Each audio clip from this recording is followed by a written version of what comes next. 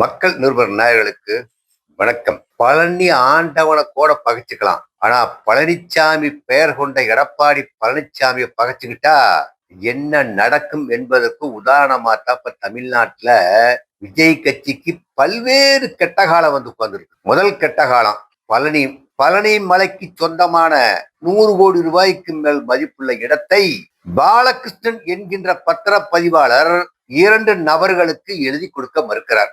அந்த 2 நபர்கள் யாருன்னு சொல்லி சொன்னா, ஒருத்தர் முருகதாஸ், இன்னொருவர் வெள்ளியங்கிரி சேதுபதி என்பவருக்கு அந்த 140 கோடி ரூபாய்க்கு மேல இருக்கக்கூடிய இடத்தை பதிவு பண்ண முடியாதுன்னு சொல்லிட்டாரு. உடனே அவரை தூக்கி வேற மாத்துறாங்க. மாத்தினோன்னையும் ஜஸ்டின் மணிகண்டன் அவர் வர்றாரு அந்த இடத்துக்கு. வந்தோன்னையும் இந்த முருகதாஸ் விற்கிறாரு, வாங்குறவர் வெள்ளியங்கிரி சேதுபதி.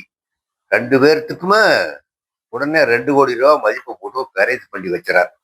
இதுல நம்ம நல்லா உன்னிப்பா கவனிக்கணும். பாலகிருஷ்ணன் இந்து பத்திர பதிவாளர். அவரு கடவுளுக்கு கட்டுப்பட்டு கோயில் இடத்தை கை வச்சா குடும்பம் விளங்காதுங்கிறக்கு மாதிரிதான் அவர் செய்ய மறுத்துட்டு போயிட்டார். ஆனால் ஜஸ்டின் மணிகண்டன் என்பவர் அவர் கிறிஸ்துவர். ஒரு கிறிஸ்துவர் ஒரு பத்திரப்பதிவு செய்யறாரு சொல்லி சொன்னா, இந்த பத்திரப்பதிவு துறை லோகேஷ் தமிழ்ச்செல்வனுக்கு தெரிஞ்சிருக்கணும். அதே சமயத்துல இந்து அறநிலைத்துறை அமைச்சர் ரமேஷுக்கு தெரிஞ்சிருக்கணும். இப்போ ஒரே கல்ல 2 மாங்க அடிக்கிற மாதிரிதான் எல்லா துறையிலும் ஊழல் நடக்குன்னு சொன்னா அந்தந்த துறை மட்டும்தான் ஊழல்ல போயிட்டு இருக்கும். ஒரு சில ஊழல் எல்லாம் பாத்தீங்கன்னா ஒரு குறிப்பிட்ட துறை சார்ந்துதான் இருக்கும். ஆனா பழனியில 2 அமைச்சர் சம்பந்தப்பட்டிருக்கிறாங்க. 2 அமைச்சர், பத்திரப்பதிவுத்துறை அமைச்சரும் இருக்கிறாரு. எதுக்கெடுத்தாலும் முந்திரி கோட்டை மாற பேசிட்டு இருக்கிற கோயில் மந்திரி ரமேஷும் சம்பந்தப்பட்டிருக்கிறார். இப்போ பத்திரப்பதிவுத்துறை அமைச்சரை கேட்டிருக்கணும். பத்திரப்பதிவுத்துறை அமைச்சர் யாரை கேட்கணும்? அந்த பத்திரப்பதிவுத்துறை ஜஸ்டின் மணிகண்டன் பத்திரத்துறை அமைச்சர்கிட்ட இந்த மாதிரி ஒருத்தர் எழுதி சொல்றாங்க, கொடுக்கலாமா சொல்லி கேட்டிருக்கணும். இல்லைன்னு சொல்லி சொன்னா அந்த பழனி மலைக்கு சொந்தமான அந்த இடத்த எழுதி கொடுக்கறது இந்து அறநிலைத்துறை அமைச்சர்கிட்டையாவது கேட்டிருக்கணும், ரமேஷ் அவர்கிட்ட. ஆனால் 2 பேரும் உள்குத்து போட்டு தான் அதை வித்திருக்கிறாங்க. இதை வித்ததை எப்படி ஒருத்தர் வெளியே கொண்டு வந்தானா, என்ன சொல்லிட்டான்? இந்து அறநிலையத்துறை ரமேஷுக்கு சொந்தமான ஒரு பினாமியா இருக்கக்கூடிய ரொம்ப நெருங்கிய சொந்தக்காரருக்கு 2 பேர்த்துக்கு கரைத்து பண்ணி வச்சுட்டாங்கன்னு சொல்லி போட்டு ஒரு அடிச்சு விட்டுட்டான். ஆனா அவரு என் சொந்தக்காரனால நிறுவின்னு சொல்லி சொல்றாரு. ஒரு ஊழலை வெளியே கொண்டுகிட்டு வர்றதுன்னா ஏதாவது ஒரு பொய்யை சொல்லித்தாகணும். அப்படி சொல்லித்தான் கொண்டுகிட்டு இன்னைக்கு இடியாக்கப்பட்ட 2 மந்திரியும் மாட்டிக்கிட்டான். கேட்டா தவறு நடந்துருச்சுன்னு சொல்லி சொல்றான். எம்ஜிஆர் அன்னைக்கே புரட்சித் தலைவர் எம்ஜிஆர் அவர்கள் பாடினார்கள், தப்பு செய்தவன் திருந்தி ஆகணும், தவறு செய்தவன் வருந்தி ஆகணும். நீங்க எல்லாம் இன்னும் வருந்துற மாதிரி தெரியல. இப்போ தமிழக வெற்றி கழகத்தினுடைய ஆட்சி சீரழிஞ்சு சின்னாவண்ணப்பட்டு கொண்டிருக்கின்றது. எடப்பாடி பழனிசாமி அவர்கள் என்னைக்குடா இந்த மாதிரி சமாச்சாரம் வரும்னு எதிர்நோக்கி காத்து கொண்டிருந்தார். அரசன் அன்றே கொள்ளுவான், தெய்வம் நின்று கொள்ளுங்கிறது தான் இப்ப தமிழ்நாட்டுல நடக்கக்கூடிய தமிழக வெற்றி கழகத்தினுடைய ஆட்சி. கரூர்ல ஒரு கோயில், 3 கோயிலுக்கு சொந்தமான இடத்த 3085 ஏக்கர் இடத்த ஒரே உத்தரவுல 3390 பேருக்கு பட்டா போட்டு கொடுத்துட்டாங்க. கோயில் நிலம் அவங்களுக்கு பட்டா போட்டு பத்திரப்பதிவுக்கு கிரீன் சிக்னல் கொடுக்குறாங்க. இதுவும் யார் சம்பந்தப்பட்டது? இதுவும் 2 அமைச்சர் சம்பந்தப்பட்டது. அது கோயிலிடம் பத்திரப்பதிவு. கோயில் இடத்தை பண்ணக்கூடாதுன்னு சொல்லி ஒரு சட்டமே கவர்மெண்ட்ல காலங்காலமா வந்துகிட்டு இருக்குது. ஆனால் அது எல்லாம் இருக்கிறப்போ இந்த 2 மந்திரியும் சேர்ந்து அடிக்கக்கூடிய கூட்டு கொள்ளையாத்தான் பொதுமக்கள்லாம் இன்னைக்கு நினைச்சுக்கிட்டு உட்கார்ந்து இருக்கிறாங்க. இப்போ அதே சமயத்துல கரூர்ல குளித்தலையில தாவேகா ஒன்றிய கவுன்சிலர் ரமேஷ்ங்கிறவரு ஒரு பெண்ணை மானவங்கப்படுத்தி பாலியல் தொந்தரவு கொடுக்கறப்ப ஊரே சேர்ந்தவங்க அடிக்குது. ஊரே சேர்ந்தவங்களை அடிச்சு யாருன்னு பார்த்தா தாவேகா ஒன்றிய செயலாளர். அது இதோடு விட்டா பரவாயில்லைங்க, இன்னொரு தாவேகா பிரமுகர் 32,000 ரூபாய்க்கு கொண்டு போய் ஒரு மோட்டார் கம்பெனில ஒரு புதிய மோட்டார் சைக்கிள் எடுக்கிறதுக்கு போறார்.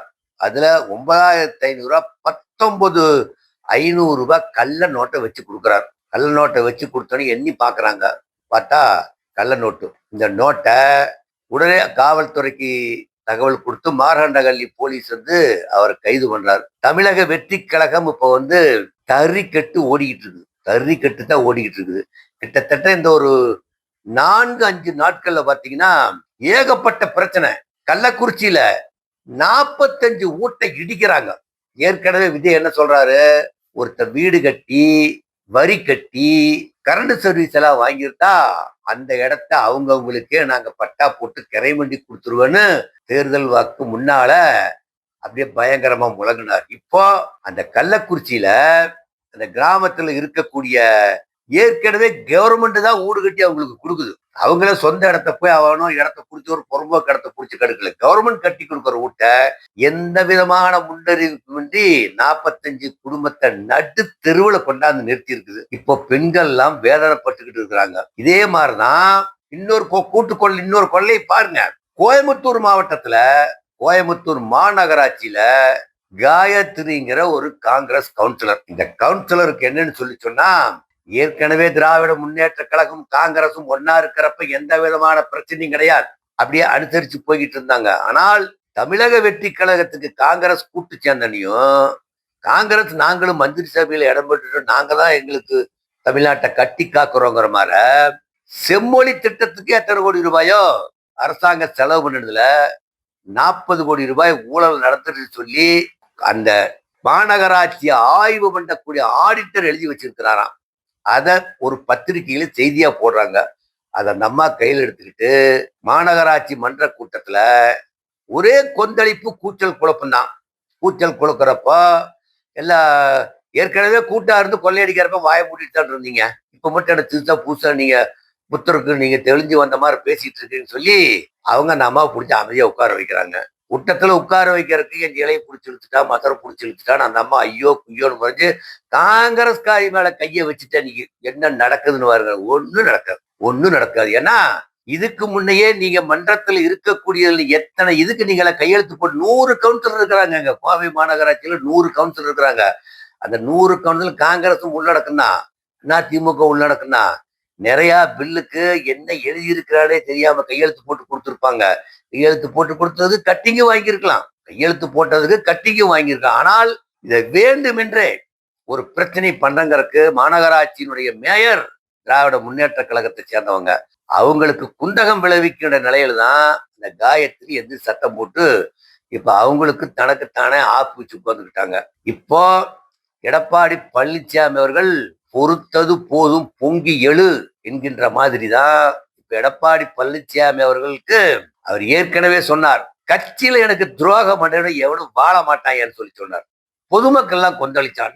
திமுகவுக்கு துரோகம்னா அவன் எவனும் உருப்பட மாட்டான். ஏன்னா எம்ஜிஆர் கட்டி காத்த கட்சி, ஜெயலலிதா வளர்த்தின கட்சி இப்ப எடப்பாடி தலைமையில நடந்துட்டு இருக்கிறதுல ஏமாற்றி இருக்கக்கூடிய எம்எல்ஏக்களை 6 பேர்த்தை இழுத்துக்கிட்டு போய் இந்த கரூர் எம்ஆர் விஜயபாஸ்கர், விராலிமலை பாஸ்கர், விராலிமலை பாஸ்கர் காக்கி பேண்டையும் சரட்டையும் போட்டுக்கிட்டு அட்டிக்கிற லூட்டி இருக்குது பாத்தீங்களா? எல்லாத்துக்கும் ஆப்படா உங்களுக்கு, எல்லாத்துக்கும் ஆப்புத்தான். நீங்க இடைத்தேர்தல் வரும் நினைச்சிட்டு இருக்காதீங்க. கோர்ட்காரர் கேச போட்டதுனால இப்ப பல பிரச்சனைனால போய்கிட்டே உட்காந்துக்கணும். 6 மாசம் தாக்கு பிடிக்குமா அப்படிங்கிறதுலதான் பிரச்சனை இருக்குது. இப்போ கம்யூனிஸ்டுக்காரர் என்ன சொல்லிட்டாங்கன்னா, உள்ளாட்சி தேர்தலுக்கு தனியா போட்டி வர்றோம், எங்களுக்கு அந்த சம்பந்தம் வேணா, நீங்க ஊழல் பெருச்சாலியோட மோசமா இருக்கிறீங்க, திமுகவோட மோசமான ஊழல் பேரொழியில இருக்கிறாங்கன்னு சொல்லி கம்யூனிஸ்டுக்காரர் இப்ப கண்ணு முழிச்சு பார்த்துக்கிட்டு இருக்கிறாங்க.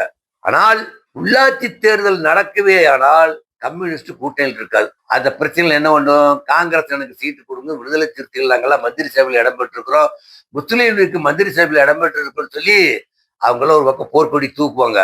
இப்பவே உள்ளாட்சி தேர்தல் நடக்கிறதுக்கு உண்டான சமிகை தேர்தலாளர் கொடுத்திருந்தாலும் ஒரு பையன் தமிழக வெற்றி கழகத்துக்கார ஊருக்குள்ள போய் நல்லது செய்யறன்னு ஒரு மாவட்டங்களோட போய் செய்யலீங்க. இதையேதான் அதிமுக முதல்ல நடத்திட்டு இருந்தா அதிமுக தோல்விக்கு காரணம் அதுதான். இப்போ தமிழக வெற்றி கழகத்துக்கும் தோல்வி வருதுன்னு சொல்லி சொன்னா, இன்றளவும் தமிழக வெற்றி கழகத்தில் இருக்கக்கூடியவங்க யாருமே உள்ளாட்சியில பிரதிநிதி போட்டி போடலாம், உள்ளாட்சி மன்றத்துக்கு போட்டி போடணுங்கிறதுக்கு ஊருக்குள்ள போய் ஒரு பிரச்சனைன்னு சொல்லி சொன்னா முன் செஞ்சு மக்களுக்கு நல்லது செஞ்சதா பேப்பர்ல செய்தியே கிடையாதுங்க. எல்லா பாட்டு தூங்கிக்கிட்டு உட்கார்ந்துக்கிட்டு எனக்கு சீட்டு கொடுப்போம், உனக்கு சீட்டு கொடுப்பான் அப்படின்னு சொல்லித்தான் மானம் கட்டுட்டு கிடக்குறாங்க. இப்போ அனைத்து இந்த அண்ணா திராவிட முன்னேற்ற கழகத்துக்கு இருக்கக்கூடிய லீமா ரோஸ் மார்டின் மனைவி, நம்ம ஆதவ் அர்ஜுனோட மாமியார் என்னென்னமோ துக்கலாமந்திரம் எல்லாம் போட்டு பார்த்துட்டாங்க. அதிமுக அப்படியே ஓரம் கட்டிட்டு போய் அப்படியே உன்னை தமிழக வெற்றி கழகத்துல எல்லாத்தையும் சேர்த்திலான்னு சொல்லி CV சண்முகத்தின் மூலியமா என்னென்னமோ ஆட்டம் கட்டி பார்த்தாங்க. இப்ப லால்குடி பக்கம் போனாக்கா எல்லாம் உங்களுக்கு லாலி பாடிடுவாங்க. அந்த அளவுக்கு தான் லீமா ரோஸினுடைய நடவடிக்கை இருந்து கொண்டிருக்கிறது. கட்சியில் இத்தனை பேருக்கு எடப்பாடி நீக்கிற ஒரு ஏற்கனவே 6 எம்எல்ஏ போயிட்டாங்கல்ல, ஒரு எம்எல்ஏ தான் போய் தொலைஞ்சிட்டு போறான்னு சொல்லி அந்த லீமா ரோஸை கட்சி விட்டு நீக்கிட்டா, கட்சி விட்டு நீக்குங்க, அவங்க தனி செயலாளரா அவங்க தனி எம்எல்ஏவை செயல்பட்டு போயிட்டு போறாங்க.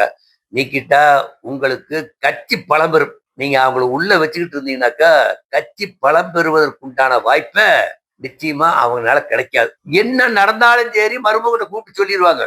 ஆதவர்ஜன்கிட்ட அதிமுக இப்படி நடக்குது அப்படி நடக்குதுன்னு சொல்லிட்டா அப்புறம் அவங்க உஷாராயிராங்க. அப்ப அதிமுக திட்டம், உள்ளாட்சி தேர்தலில் ஜெயிக்க வேண்டிய திட்டம் என்ன ஆகிறது?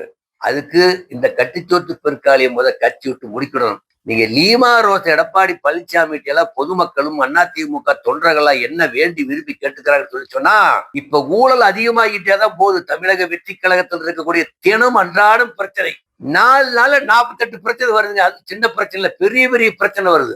நாகர்கோயில்ல சபரிவர்மன் 4 பொட்டலை வச்சிருந்தாமானையா குட்கா பாக்கெட், 4 அவனே ஊனமுற்றவன். ஏதோ அவன் வாங்கி வித்தான்னு சொன்னா அதுக்கு என்ன தண்டனையோ நடவடிக்கையோ கோர்ட்ல ஃபைனை போட்டு ஏதோ ஒரு பண்ணி செஞ்சிருக்கணும். ஆனால் ஊனமற்றவன் குடும்பத்துக்கிட்ட மாசானா மாமூல் கேட்ட பிரச்சனை. யாரு மாமூல் கேட்பாங்க? காவல்துறை தான் மாமூல் கேட்கும். மாமூல் கேட்ட பிரச்சனையில கைது பண்ணி அப்ப ஜாமீனோட கைடி செக்ஷன் தான் விடாம கொண்டுகிட்டு போய் ஜெயில தள்ளிட்டாங்க.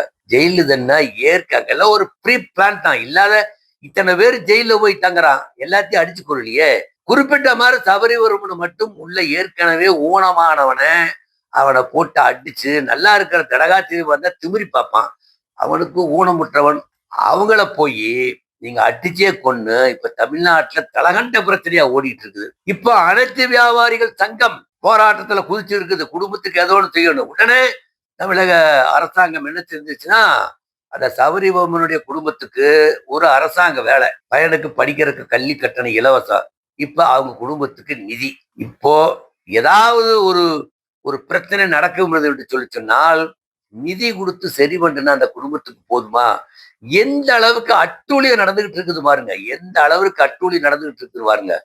ஏற்கனவே சாத்தாங்குளத்தில் 2 பேர் காவல்துறை அடிச்சு கொண்டானதே எல்லாரும் உள்ள கம்பி எண்ணிட்டு இருக்கிறாங்க.